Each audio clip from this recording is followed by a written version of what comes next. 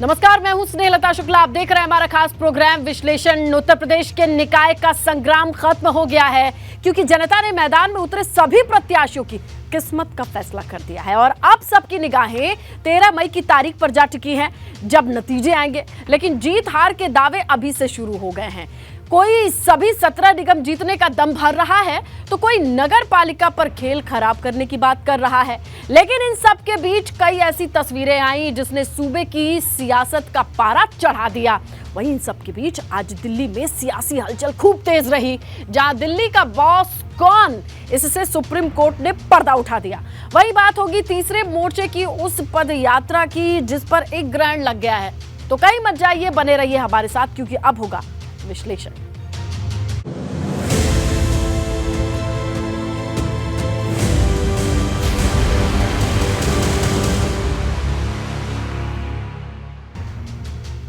तो सबसे पहले बात निकाय के चक्रव्यूह का अंतिम द्वार जो भेदेगा शहर में उसकी सरकार, क्योंकि 38 जिलों के 9 मंडल में दूसरे चरण के लिए वोटिंग खत्म हुई, जहां जनता ने अपने घरों से निकलकर वोट तो खूब डाले, लेकिन वोट की रफ्तार पहले चरण के मुकाबले थोड़ी धीमी जरूर नजर आई।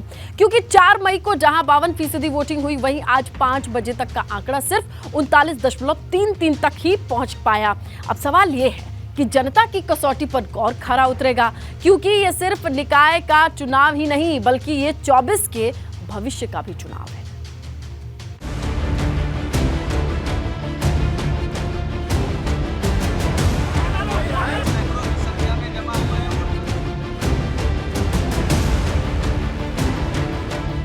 निकाय के चक्रव्यूह का दूसरा द्वार जो भेदेगा वही बनेगा सरकार।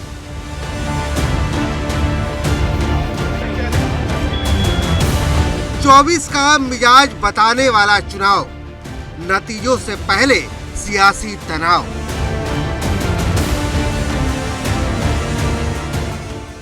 चुनाव निकाय का है लेकिन दिल पूरे उत्तर प्रदेश का धड़क रहा है, क्योंकि भाजपा के महारथी हो या सपा के सिपाही या बसपा के महावत, हर किसी की धड़कन तेज हो गई है। क्योंकि जिस चुनाव के लिए सीएम योगी ने रैलियों की लाइन लगा दी, अखिलेश यादव ने रोड शो किए, बसपा ने मुस्लिम वाला दांव चला, उन सब का हिसाब अब जनता ने अपने वोट से कर दिया है। क्योंकि जैसे ही वोटिंग शुरू हुई, मतदान केंद्रों के बाहर लंबी लंबी लाइनें लग गई, जो बीच बीच में धीमी जरूर पड़ी लेकिन खत्म नहीं हुई। गाजियाबाद के डासना में मुस्लिम महिलाओं में वोटिंग को लेकर गजब का उत्साह देखने को मिला।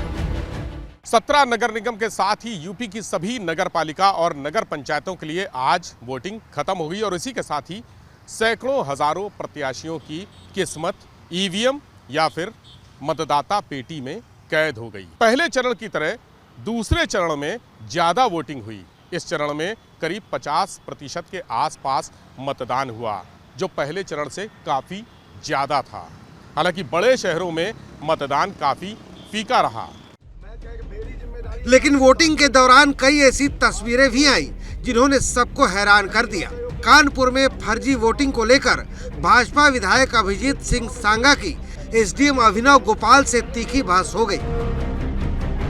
एक ऐसी ही झड़प आजमगढ़ में सपा कार्यकर्ताओं और पुलिस के बीच हो गई। एसपी ग्रामीण को मौके पर पहुंचकर मामले को संभालना पड़ा, लेकिन जब बात इससे भी शांत नहीं हुई तो भारी पुलिस फोर्स को बुलाना पड़ गया। वोटिंग के दौरान ऐसी ही लड़ाई की खबर गाजियाबाद और कन्नौज से भी आई, जिसकी एक वीडियो समाजवादी पार्टी ने अपने सोशल मीडिया हैंडल पर पोस्ट भी किया है। दरअसल सपा हो या भाजपा, सबने एक दूसरे पर फर्जी वोटिंग करने का आरोप लगाए, जिसको लेकर कई जगह पुलिस ने फर्जी वोटिंग को लेकर एक्शन भी लिया, कईयों को गिरफ्तार भी किया। लेकिन बड़ा सवाल ये है कि निकाय की लड़ाई में कौन मैदान मारेगा, क्योंकि नतीजों से पहले ईवीएम को लेकर एक नई लड़ाई शुरू हो गई है। सपा ने ईवीएम में गड़बड़ी को लेकर निशाना साधा है, जिस पर भाजपा ने पलटवार करते हुए मोर्चा खोल दिया है। तो भारतीय जनता पार्टी ने तमाम तरह की बेईमानी, धांधली, गड़बड़ी करके चुनाव जीतने का प्रयास किया है। वैसे जनता जो है वो भारतीय जनता पार्टी के खिलाफ हो गई है और पूरे उत्तर प्रदेश में समाजवादी पार्टी ने चुनाव में बहुत बढ़त हासिल कर ली है। देखिए, मुझे लगता है कि स्थानीय निकाय चुनाव में सदैव समाजवादी पार्टी पिछड़ती रही। पिछली बार भी उसकी संख्या नगण्य थी और नगर निगम में तो 0 थी, और इस बार मुझे लगता है कोई भी दल नगर निगम में मेयर की सीट एक भी नहीं जीतने जा रहा है। और इस तरह का भय दिखाकर ईवीएम का वो अपने कार्यकर्ताओं को धोखे में रखना चाहते हैं और खुद धोखे में रहना चाहते हैं। जनहित के मुद्दों को लेकर हम जनता के बीच में, तो मगर भारतीय जनता पार्टी ने जिस तरह की फरेब की सियासत की, वोटर लोगों को वोटर डालने से वंचित रहना पड़ा। हमने निर्वाचन आयोग को भी पहले चुनाव में कंप्लेंट की और इस चुनाव में भी हमने कंप्लेंट की, मगर आशा के अनुरूप कांग्रेस पार्टी को परिणाम मिलेंगे, ऐसा मैं मानता हूँ। 13 तारीख का सभी इंतजार कर रहे हैं। ईवीएम को लेकर उठ रहे इन सवालों को देखते हुए प्रशासन ने अपनी निगरानी में ईवीएम को सील करके ही स्ट्रांग रूम में भेजा है, लेकिन इसके बाद भी ईवीएम पर शुरू हुआ संग्राम खत्म नहीं हो रहा है। और अब बात वोटिंग खत्म, जीत के दावे शुरू। कौन बनेगा निकाय का गुरु? क्योंकि वोटिंग खत्म होते ही जीत वाले दावे शुरू हो गए हैं। बीजेपी कह रही है वो जीत रही है, सपा को लगता है वो आगे है, बसपा को लगता है हाथी सबसे आगे है। लेकिन किसके दावों में कितना दम है इसका पता चलेगा 13 मई को। ये रिपोर्ट देखिए, समझिए निकाय के इस संग्राम को जीतने के लिए किसने कितनी मेहनत की है।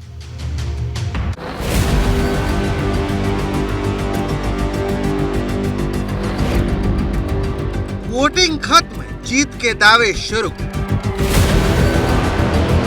कौन बनेगा शहर का गुरु? फीकी पड़ेगी चमक, नतीजों से पहले किसकी धमक? निकाय के रण में वोट वाला संग्राम खत्म हो गया है, लेकिन जीत के दावों को लेकर नया संग्राम शुरू हो गया है। क्योंकि जब तक नतीजे नहीं आ जाते, हर कोई अपनी जीत के दावे कर रहा है।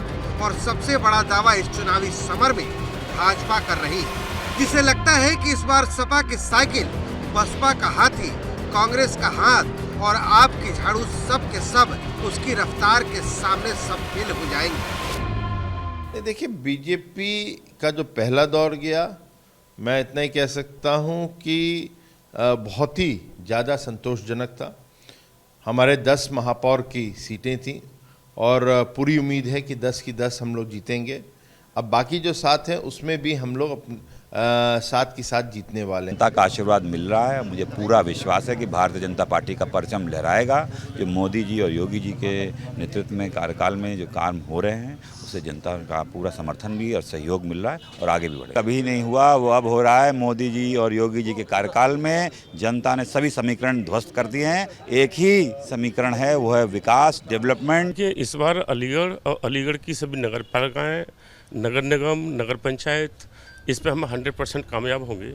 और खाली अलीगढ़ ही नहीं, हम उत्तर प्रदेश के अंदर 90%, कम से कम 90% निगमों में हम लोग सफल होंगे। धरातल पर जितना भी काम किया है हमने, ये वोट उसका है और इसीलिए मुस्लिम समाज का वोट भी इस बार हमको मिल रहा है। आज उत्तर प्रदेश में बहन बेटियां आराम से रात तक भी घूम सकती हैं। एक समय होता था कि 8 बजे के बाद बहन बेटी भी, आदमी को भी निकलना दुभर हो जाया करता था।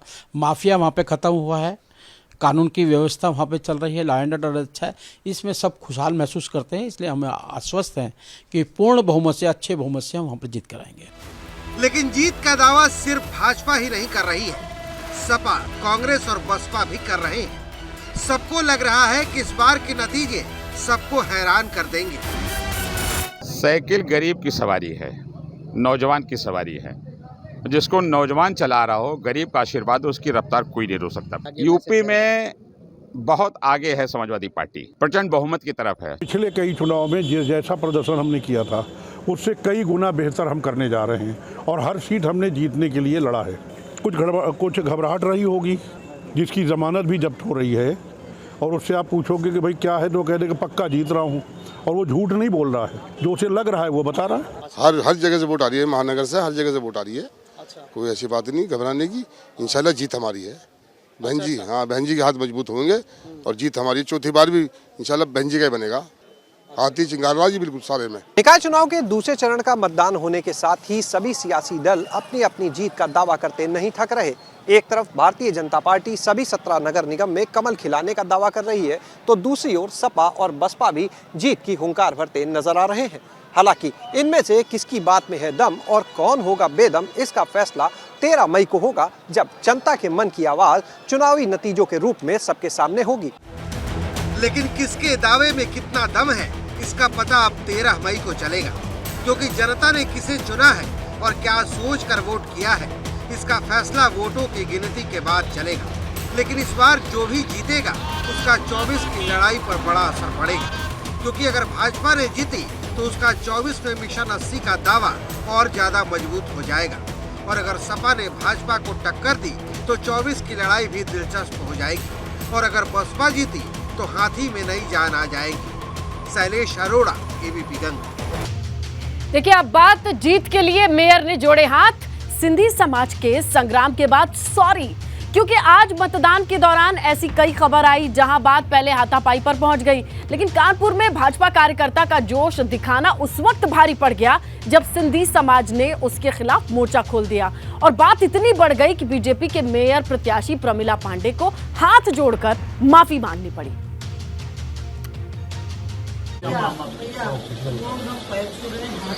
अरे आप आज का काम आप लोग मेरा वोटिंग कर दो। बिल्कुल सबक सिखाऊंगी जो आप लोगों ने सोचा नहीं होगा।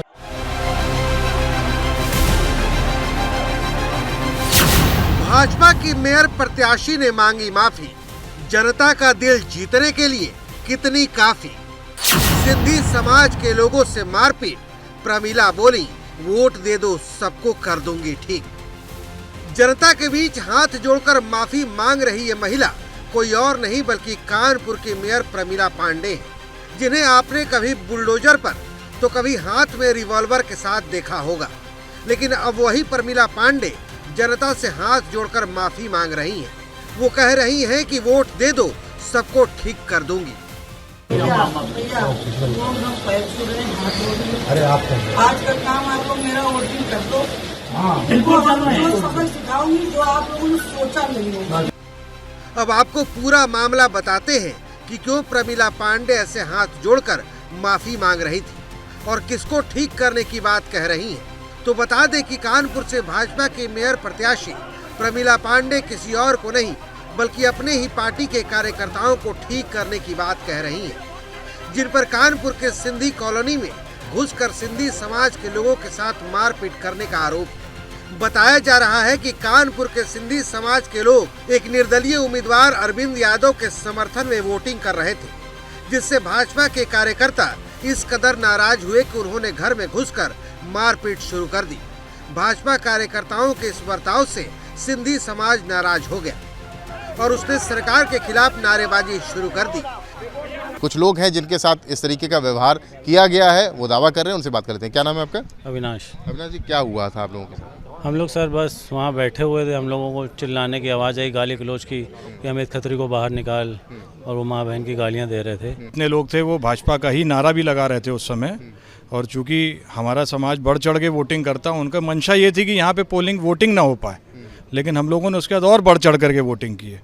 ये सब करने की जरूरत क्या है? उन लोगों को क्यों नाराज हैं? ये वो इसलिए नाराज है कि उनको ऐसा लग रहा था कि हमारा पूरा समाज एक निर्दलीय प्रत्याशी का समर्थन कर रहा है, जिसने हम लोगों के बीच में 5 साल रह करके काम किया है, पूरा समाज उसका समर्थन कर रहा है। ये चीज़ उनको नागवारा गुजर रही थी, इसीलिए उन्होंने ये सुनियोजित तरीके से ये हमला किया है। हाँ, पोलिंग सबने की है, पोलिंग सबने की।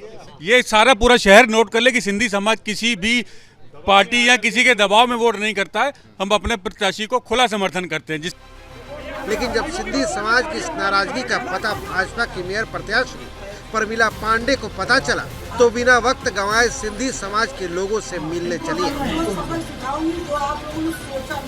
भारतीय जनता पार्टी के जो पार्षद प्रत्याशी थे, उनकी तरफ से ऐसे किसी भी आरोप को नकारा गया।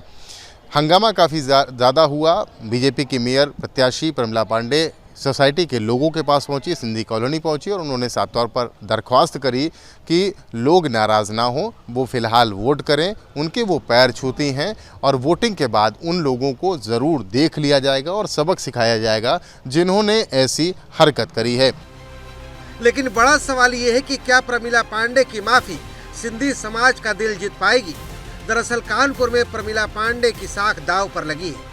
भाजपा ने उन पर फिर से भरोसा जताकर मैदान में उतारा है, लेकिन सपा और कांग्रेस ने भी ब्राह्मण उम्मीदवार उतारकर कानपुर की लड़ाई को दिलचस्प कर दिया है। ऐसे में प्रमिला पांडे को डर था कि अगर सिंधी समाज का वोट सपा या कांग्रेस को चला गया तो उनका बड़ा नुकसान हो सकता है, क्योंकि कानपुर के वार्ड नंबर 69 में सिंधी वोटर की संख्या करीब 2180 के आसपास है, जबकि जीत हार के लिए एक ही वोट काफी है और सिंधी समाज लंबे समय से भाजपा को वोट करता रहा है।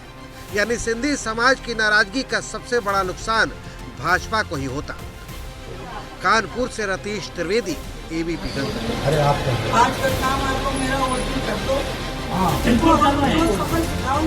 लोगों ने सोचा नहीं होगा। बात नीतीश की पदयात्रा जारी, तीसरे मोर्चे पर सियासत भारी, क्योंकि नीतीश कुमार विपक्ष को एक करने के मिशन पर निकले हुए हैं और इसी कोशिश के चलते आज उन्होंने दो बड़े नेताओं से मुलाकात की। पहली उद्धव ठाकरे के साथ तो दूसरी शरद पवार के साथ। लेकिन नीतीश की इस पदयात्रा पर नवीन पटनायक ने ये कहते हुए ग्रहण लगा दिया, तीसरे फ्रंट की कोई जरूरत नहीं है। नीतीश की पदयात्रा जारी, तीसरे मोर्चे पर सियासत भारी। उद्धव ठाकरे से मुलाकात, शरद पवार से क्या बनेगी बात। बिहार के मुख्यमंत्री संविधान बचाने की दुहाई देते हुए पूरे देश का दौरा कर रहे हैं और अलग अलग राज्यों में जाकर विपक्ष के नेताओं को एकजुट कर रहे हैं। इसी कड़ी में अब नीतीश कुमार ने महाराष्ट्र के पूर्व सीएम उद्धव ठाकरे और एनसीपी के प्रमुख शरद पवार से मुलाकात कर देश की राजनीति का पारा चढ़ा दिया। हम लोग चाहते हैं कि पूरे देश में अधिक से अधिक पार्टियां एकजुट हों और मिलकर के हम लोग लड़ेंगे। तो आज जो केंद्र में है वो पूरे देश के लिए कोई काम नहीं कर रहे हैं और समझ लीजिए इतिहास बदल रहा है। देश में अब प्रजातंत्र, उसकी रक्षा करना हमारा काम है। जैसे सर्वोच्च न्यायालय ने कहा कि अगर मैं रिजाइन नहीं करता, मैं इस्तीफा नहीं देता, तो शायद मैं वापस मुख्यमंत्री बन जाता। मैं मेरे लिए नहीं लड़ रहा हूँ, मेरी लड़ाई जनता के लिए है, मेरे देश के लिए, मेरे राज्य के लिए है। दरअसल नीतीश कुमार 24 में पीएम मोदी के खिलाफ विपक्ष के सभी नेताओं को एक छत के नीचे लाने की कोशिश कर रहे हैं, लेकिन नीतीश की कोशिश को ओडिशा में बड़ा झटका लगा है, क्योंकि महाराष्ट्र जाने से पहले नीतीश कुमार ने एक मुलाकात ओडिशा के सीएम नवीन पटनायक से भी की थी। लेकिन अब उन्हीं नवीन पटनायक की एक मुलाकात पीएम मोदी से हुई है। इस मुलाकात का पटनायक पर ऐसा असर हुआ है, यह वो कह रहे हैं कि तीसरे फ्रंट की कोई जरूरत ही नहीं है। Is there any possibility of a third front? I wanted to check with you. No, not as far as I'm concerned. Not now. अब सवाल बड़ा है कि क्या नीतीश कुमार विपक्ष के सभी नेताओं को एक मंच पर ला पाएंगे, क्योंकि अब तक नीतीश कुमार अखिलेश यादव, राहुल गांधी, ममता बनर्जी, उद्धव ठाकरे, शरद पवार, अरविंद केजरीवाल समेत विपक्ष के कई बड़े नेताओं से मिल चुके हैं। लेकिन बड़ा सवाल ये है कि क्या ये सभी किसी एक नाम पर अपनी सहमति बना पाएंगे। Bureau report.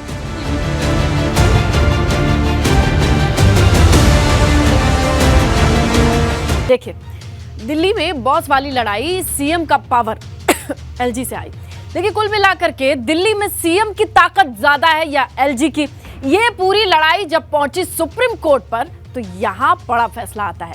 जिलाधिकारी तैनाती और तबादले का हक दिल्ली सरकार को देते हुए एलजी के मुकाबले ज्यादा ताकतवर उसे बना देते हैं और इस फैसले से आम आदमी पार्टी में खुशी की लहर दौड़ गई है।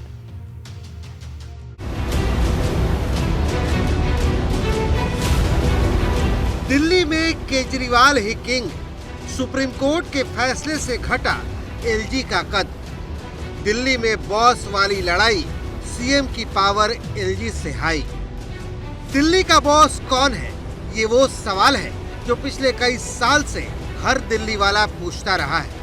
लेकिन सीएम पावरफुल या एलजी, इस लड़ाई को सुप्रीम कोर्ट ने हमेशा के लिए खत्म कर दिया है। सुप्रीम कोर्ट ने अधिकारियों की तैनाती और तबादले का अधिकार दिल्ली सरकार को दे दिया है, यानी अब मुख्यमंत्री ही दिल्ली का बॉस होगा।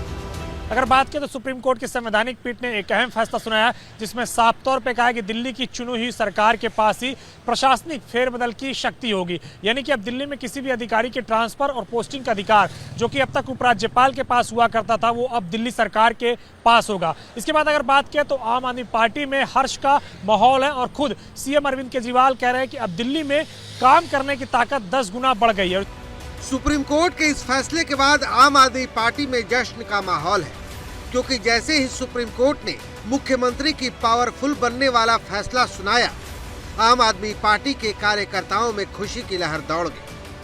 ऐसा फैसला आने के बाद अगर बात करें तो आम आदमी पार्टी में जश्न है और इसके साथ साथ दिल्ली सचिवालय के बाहर भी जश्न मनाया जा रहा है। आप देख सकते हैं लगातार यहाँ पे ढोल नगाड़े बजाए जा रहे हैं और आम आदमी पार्टी का साफ तौर पे कहना है कि अब दिल्ली का विकास दोगुनी रफ्तार से होगा और जो अब तक तमाम सारे फैसले उपराज्यपाल रोकते हुए आए हैं वो अब नहीं रुका करेगा।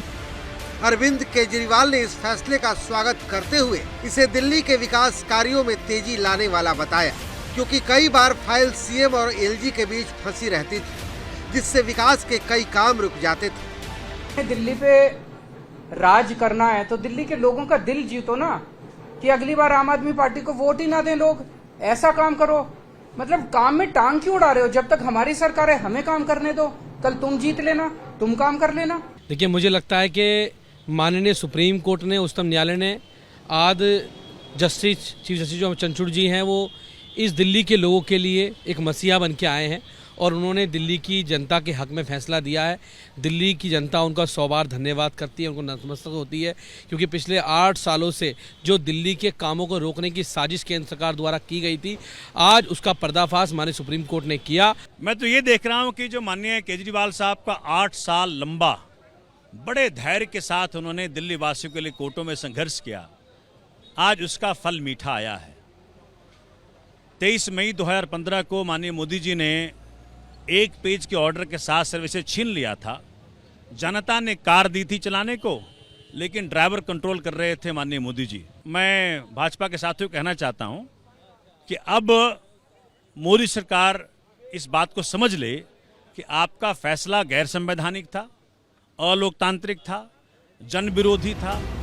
दरअसल केंद्र सरकार ने 2021 में government of NCT of Delhi act में संशोधन किया था। इसमें दिल्ली के उपराज्यपाल को कुछ और अधिकार दे दिए गए थे।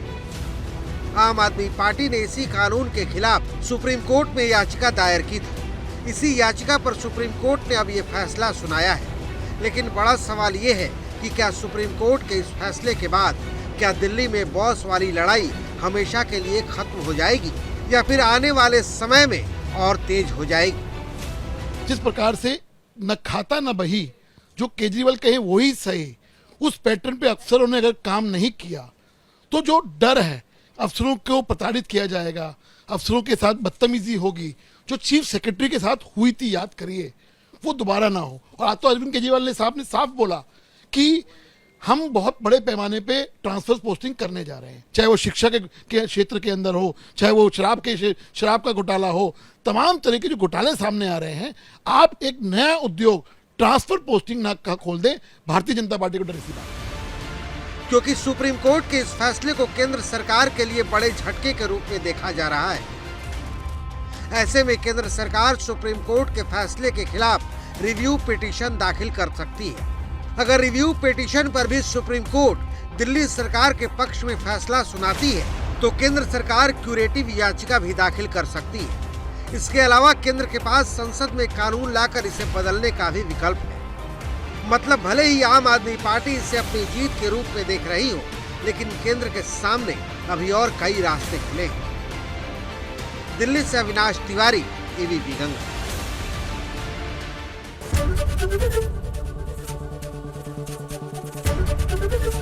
एबीपी गंगा, खबर आपकी, जुबान आपकी।